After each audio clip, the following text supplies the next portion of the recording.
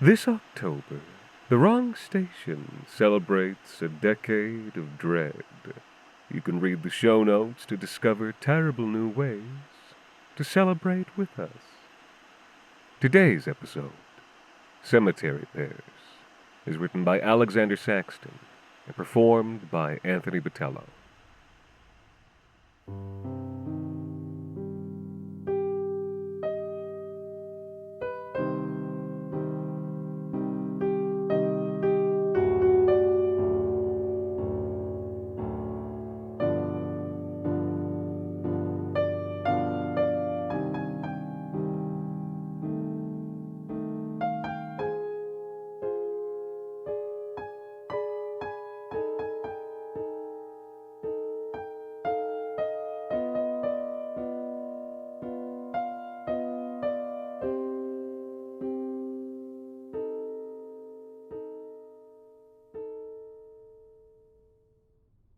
In the part of the city where I grew up, a cemetery rolled wide between the northward avenues, and its green vales were all full of flowering trees and cool thickets of rhododendron, with tall stone obelisks and castled mausolea and marbled geometric gardens of the dead. It was an arboretum, so in springtime you could walk in the cool gray mornings underneath the snow of falling blossoms and know that they were cherry or plum or chestnut in their week. And in summer, you could run there under the hard blue sky and pause for a while in the shade and know you were sheltered by an eastern red cedar or a brewer spruce or Schwedler maple. And in autumn, when the twilight stretched out golden forever, you could visit the grave of someone you loved and reach up into the soft boughs and pull down a sweet fruit and know what its name was. A Malacia versi, wild apple, or a custard-sweet pawpaw, Essamina triloba, or a Prunus persica, an autumn flare varietal of the common peach.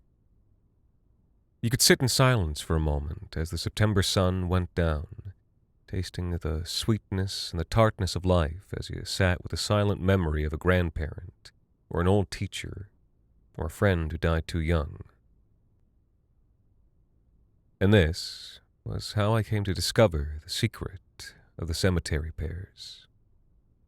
Along one broad and overlooked avenue at the eastmost end of the cemetery, where the land dipped down into one of the city's many dark ravines, and where the tarmac cracked and grew up with green ruderal grasses and weeds, and where black water burbled the storm drains just beyond and below the iron cemetery fence. A row of wizened trees lined the pavement. In springtime, these trees burned white with blossom, and it amazed me that I never saw other people come to gaze up slack-jawed at the flowers, for there were certain parks where my fellow citizens thronged to stare at cherry blossoms or plum. It was golden twilight, of course, in springtime when I first noticed them. The topaz sky shone faint through the translucent snowy flowers, each petal slightly pointed. I had to know what they were called, and in neat italics, the little brass plaque on the furthest tree told me that these were Pears nemenacinae, and that their common name was Farewell Pears. As it happened, I was there that evening to visit someone who was buried underneath the Farewell Pears. She was an old woman who had lived on the ground floor of the house I grew up in, and was the widow of a close friend of my grandmother's cousin. Other than my parents, she had been the first person to hold me as a newborn. That first night my parents had come home from the hospital and were exhausted and wild-eyed and couldn't get me to sleep. She had come up the stairs and asked, "May I hold the baby? May I just hold the baby?" And they had handed me into her arms, and there I'd cried myself silent. There was an old stone bench beside her grave, and I sat there for a while, remembering her. When I finally wiped my cheeks and stood, the sky had gone from gold to red, and the trees were blackening beyond the fence. As I went back the other way, an old man was strolling down the lane alone with his hands in his pockets. He had a white beard and thin shoulders, and his expression was thoughtful. He gave me a nod and a small, solemn smile as we drew near. I could tell, like me, he was preoccupied with heavy thoughts. Here to visit someone? I nodded. He nodded. We understood each other, I thought. He glanced up at the branches, the white flowers rosy with the dusk. The pears are delicious, he said, if you ever visit in autumn. I forgot all about this little interaction, but as it happened, I did return in autumn. The silver maples burned gold and the black oaks red, and the broken shells of walnuts blackened the cemetery pavement. I was riding my bike home that evening, but it was so peaceful and golden and warm that I decided to visit that grave, and I glided back east, soaring down the hills until I came to that laneway with the cracking pavement below and the gnarled wands of the farewell pears above. They were in fruit. It had been a long, hot summer, and so the pears were swollen and heavy, green as avocados and red as cardinals' crowns. I plucked one as I sat down on the stone bench. Its perfume rose right off the skin, and the firmness of it in my palm was perfection. When I raised the pear to my lips, I hesitated for a moment. This tree grew next to my loved one's grave, and the ghoulish thought occurred to me that it had been nourished by her body. Was there then a sort of cannibalism in the act of eating cemetery pears? But I put this thought aside. It was just a pear, and it was a warm evening, and the fruit was cool and ripe and sweet. There are only so many perfect pears that come into one's hand in the course of a lifetime. It would have been a shame to waste one. And so I raised the pear to my lips and let its sweetness roll across my tongue. Its flavor was unlike any pear I'd ever tasted. It was sweet and pale green and perfumed, so subtle, and there was a faintness of vanillin or oak underneath the floral sweetness, and the faint bitterness of its skin was the bitterness of blackberries, and the faint tartness of the first bite was a tartness like lime. I closed my eyes and sat in silence on that stone bench beside my loved one's grave. The autumn wind came up to rustle in the boughs, but it was only warm against my skin. And then the memory came over me with almost the intensity of a waking dream. I was seated in the kitchen of the house I grew up in, and everything was warm, and in my thin arms I was holding a bundle wrapped in a blanket. In that bundle was a newborn baby boy with dark eyes bright as autumn twilight. The love that welled up in my chest in that moment was so unbearable, I thought my heart would break. The pear dropped from my fingers and I stood, suddenly afraid, and so struck by the nearness and painfulness of loss that a sob caught in my throat. The baby had been me. I left the fruit where it lay and apologized numbly to the grave and climbed onto my bike and fled through the gathering dark. But that night I lay awake thinking and remembering this person whom I'd lost. And all my horror vanished, and I wept a little with gratitude because I'd been given such a gift in that mouthful of pear, a second chance to say farewell. And so that week I returned to the cemetery, and I ate another pear from above the grave of my lost loved one. And this time learned what it had been like for her as a child in the 1930s, the daughter of immigrants, a father disgraced. I came to understand her better. I think that to truly understand someone is to love them, and that to truly love them is to understand them. And so the deep love that I felt for this departed person only deepened every time I was able to draw down a fruit and experience another moment of her life. But the farewell pear only gives a few fruit every season, and when I returned one evening to find the branches bare, I sat for a while on the stone bench, and then crossed the lane and reached up into another tree.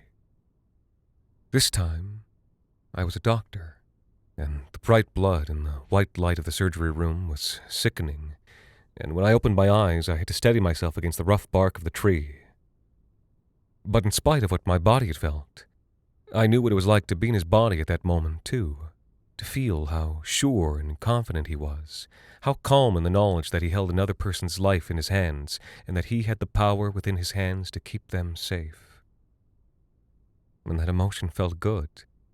It felt good to feel powerful and sure like that. And so, despite the blood, I found myself seized by a great curiosity.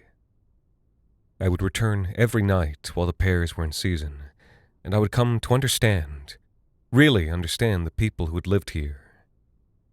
It felt to me like this was a noble and meaningful thing to do. I was proud of the idea, and I developed a taste for the pears. The next night, I was a waitress at a smoke-filled restaurant, and I could feel the blue air slowly sprouting emphysema in my lungs, and the men would casually reach out of their booths to assault me as I passed, and I smiled and laughed, even though each time it made me want to shatter one of the glasses I was carrying and use it to open up my throat. And I was a man who had had his hand caught in the rollers at a laundry, and I was a woman who gave birth in a labor lasting 16 hours. But I was also a swimmer in some secret turquoise ghetto off of Capri. And I was a child, painting with bright colors. And I was a young woman from the age of crinoline on the night she first felt another woman's tongue. And I was experiencing that thing that people call God for the first time underneath the cathedral trees of Carmana. And I was...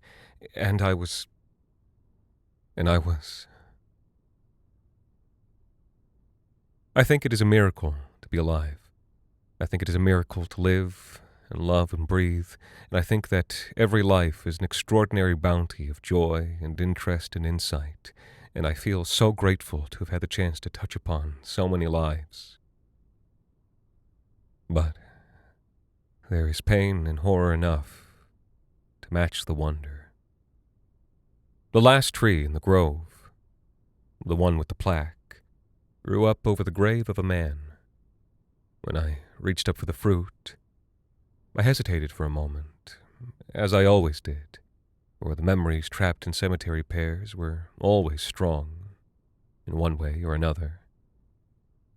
But I was practiced now, and brave, and so I reached up and plucked the fragrant fruit.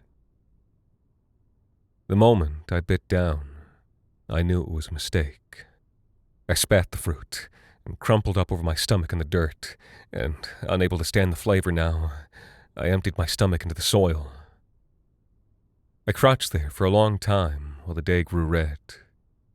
Then I picked myself up and cleaned myself off and wiped my cheeks, smearing dirt across the streaks left by my watering eyes. If it had been the child's grave, I think I could have borne it. It would have been terrible, but I could have brought love and understanding to the experience. It would have made me kinder to others, to really understand what it's like to suffer that kind of abuse. At least I think it would. But to be on the perpetrator's side, and to feel what he felt, to be complicit in it. I left the cemetery. It was near the end of fall. I did not return.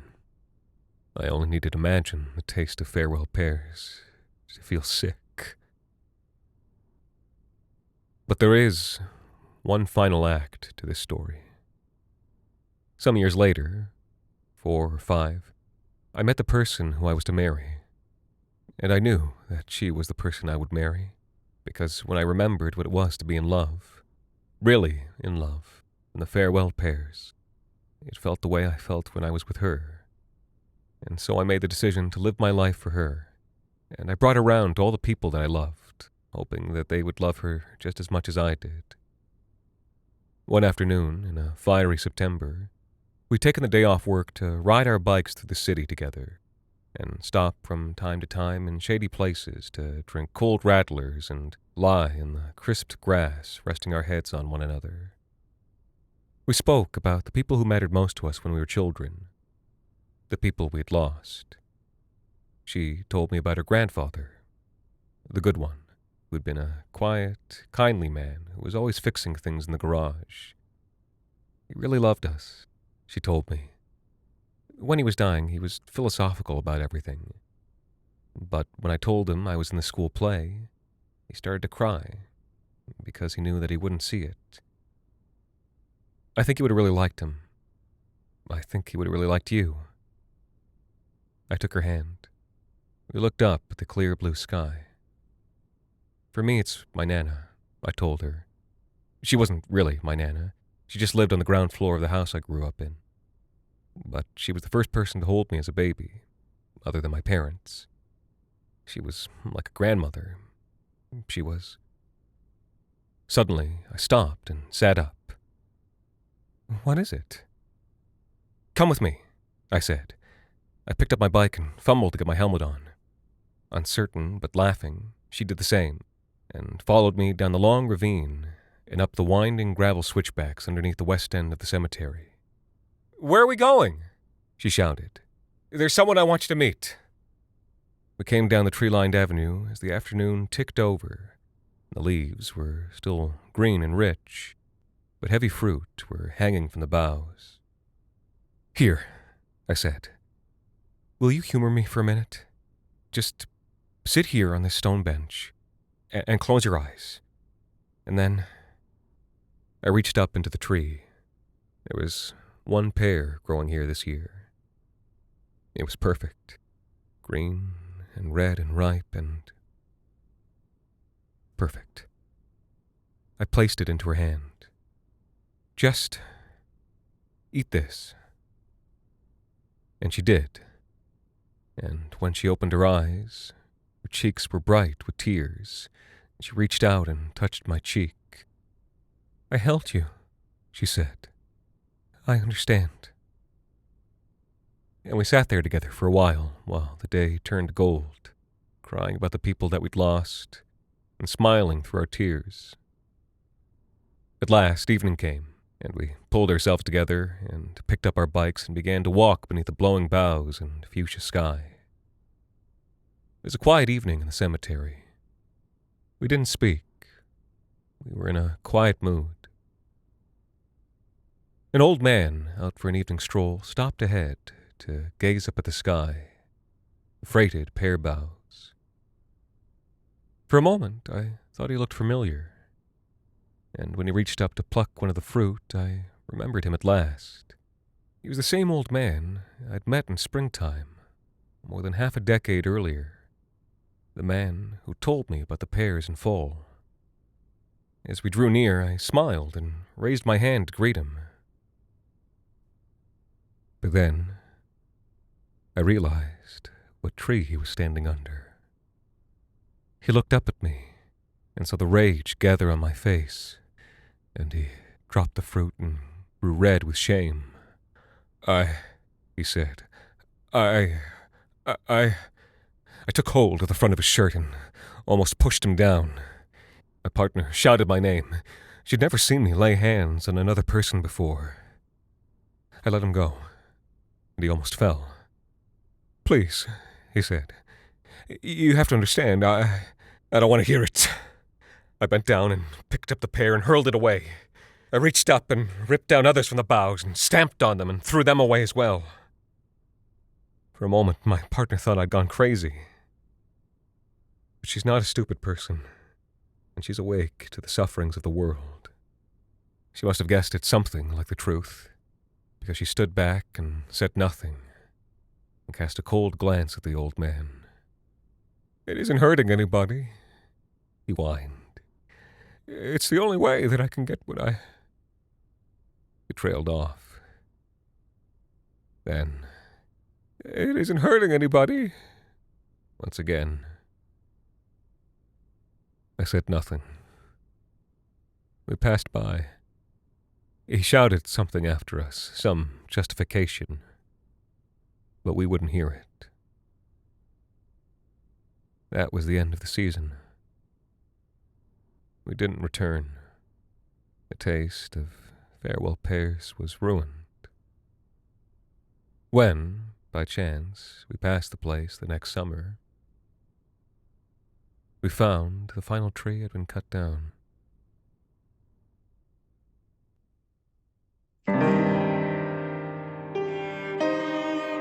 The Wrong Station is made possible with the generous support of our listeners on Patreon. Join us today at patreon.com/thewrongstation. For bonus episodes, behind-the-scenes content, ad-free listening, and additional goodies celebrating our decade of dread. The Wrong Station is co-produced by Alexander Saxton, Anthony Botelho, and Jacob Duarte Spiel, with music composed and performed by Alon Citrin, and arranged for the viola and performed by Viola Schmidt. You can follow us on social media at The Wrong Station, or email us at thewrongstation@gmail.com. And until next time, thank you for listening.